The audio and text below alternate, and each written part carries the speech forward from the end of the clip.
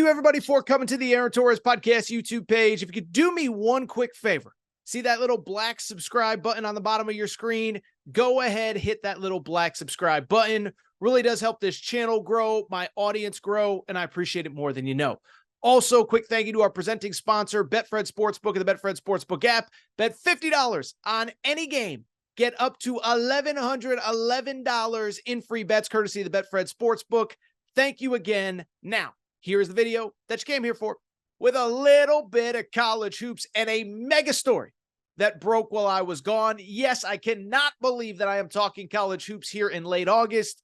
I know we joke all the time about these sports, college football, college basketball becoming 365 a day a year sports with the portal and everything.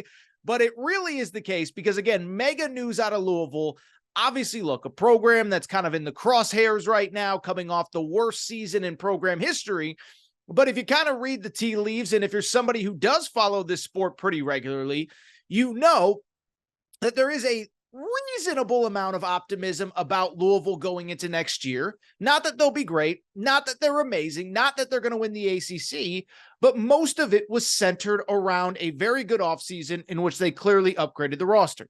Added a bunch of key transfers, including Sky Clark from Illinois, Trey White, a very good player from USC, and then had a very good recruiting class headlined by Trenton Flowers, a 6'8", guardish forward, 5-star kid, was part of the class of 2024, reclassifies and announces in the springtime that he is going to Louisville to play this year.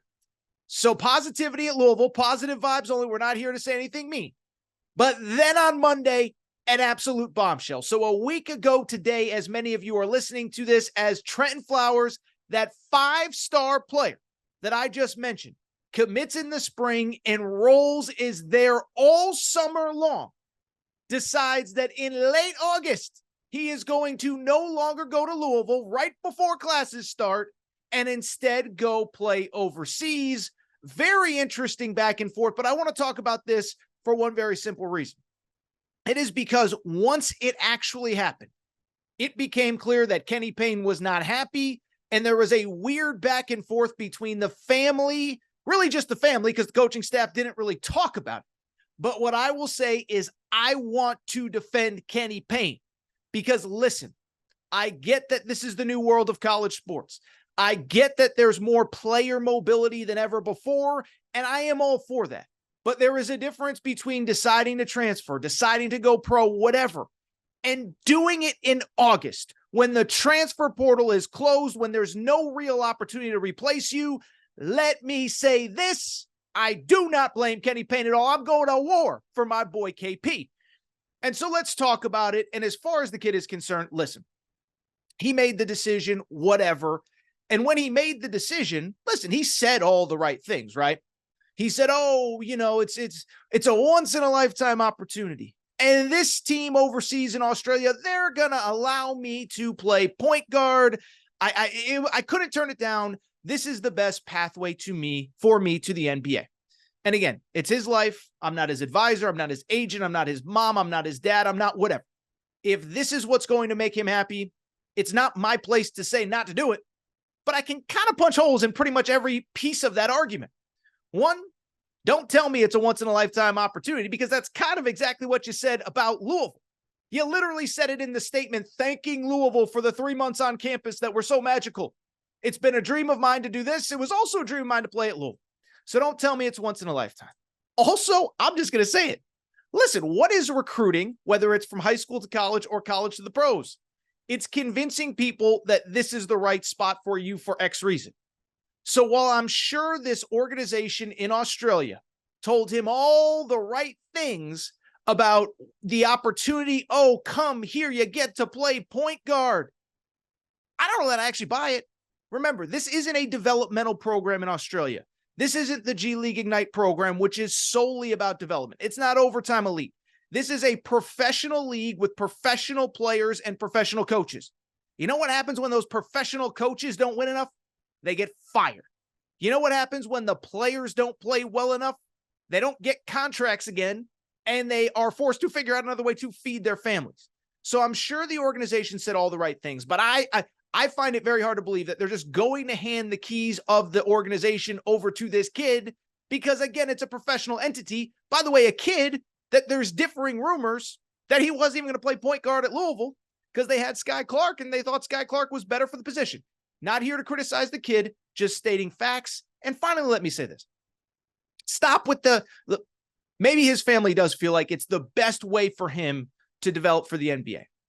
What I would say is that if I was that player's agent or advisor, I would have thrown my body in front of that because I've said it before. If it's about, listen, I love college basketball, but if it's about development, go to the G League, professional coaches, full-time training. You don't have to go overseas. You play against grown men, but it's basically in a controlled setting.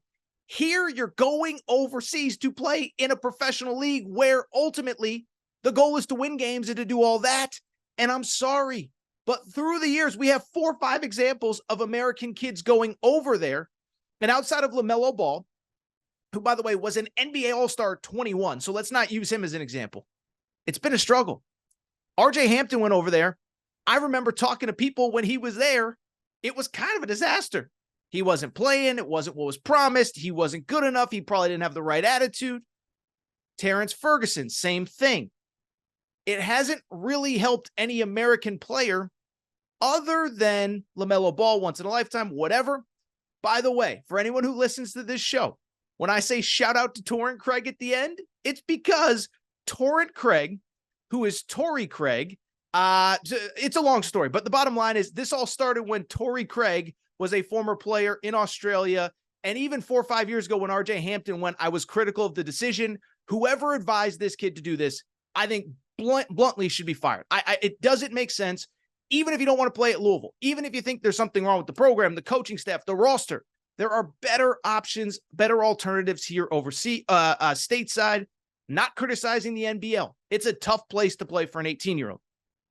Finally, though, I do want to wrap, and I do want to address the Kenny Payne side of this, because Kenny Payne, bluntly, through both public statement and private actions, appears to have given a pretty lukewarm response to this news that his best player, his best freshman, at least according to the rankings, decided in August to leave the program. First of all, listen to this statement that he released with this news. This was on Monday. He said, earlier today, Trenton and his family informed me of his decision to pursue a professional career overseas. We're certainly disappointed in his decision and the timing. We fully believe in the University of Louisville's ability to help student athletes reach their goals, including to play at the highest levels of professional basketball.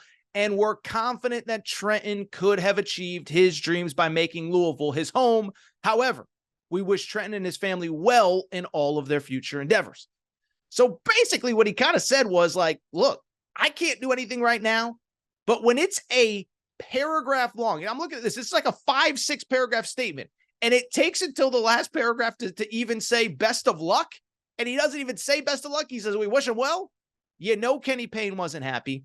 And then what was especially interesting was, I think it was Wednesday, an interview got released with the family, Trenton Flowers and his dad, in which they essentially said, we tried to reach out to Kenny Payne a bunch of times. He did not respond.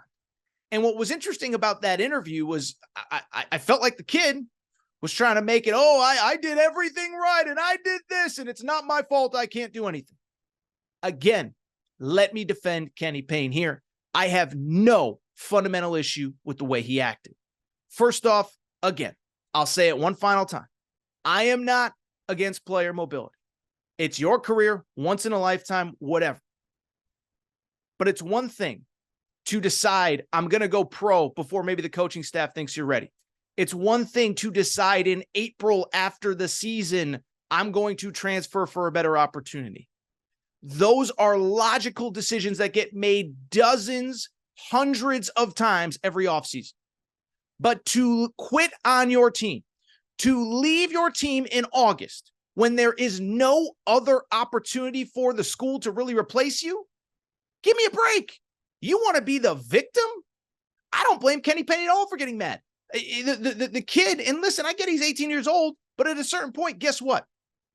At a certain point, you are a student athlete, and now you're also a pseudo whatever. Financially, you are getting taken care of by the school. There are NIL opportunities. And so to me, I get that if this was 8, 10, 12, 5, 3 years ago, and there was no NIL, and there was a financial opportunity to go overseas, you couldn't turn down. But it's not about money. And at some point, players, I do believe, even in the mobility era, when they just make a decision that I believe is fundamentally wrong, I got to call them out. Because again, it's one thing to do it in May after the season, April after the season, but to come to campus, to, first of all, to be recruited for years, to come to campus, to enroll, to have the staff work you out, use the facilities, training, food, meals, prep, nutrition, whatever, and you quit in August? I'm sorry, Kenny Payne doesn't owe this kid anything, let alone we wish you well. And I'm glad Kenny Payne didn't pick up that phone, because guess what? I'm petty as you know what, and I wouldn't have either. Finally, let me say this.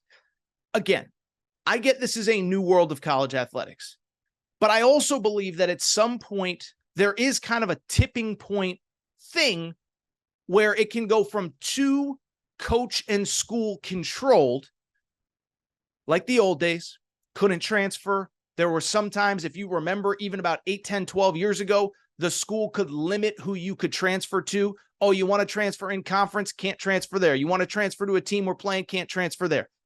That was so pro school, pro coach, that was unacceptable, and the system had to change. But it can skew too far pro player the other way as well. And it's funny because I was thinking about a quote Nick Saban had earlier this year, and it reminded me so much of this Trenton Flowers situation. Nick Saban sat down with Joel Klatt at some point in the summer, and he basically said, like, look, we're all for commitment, but commitment is a two-way street.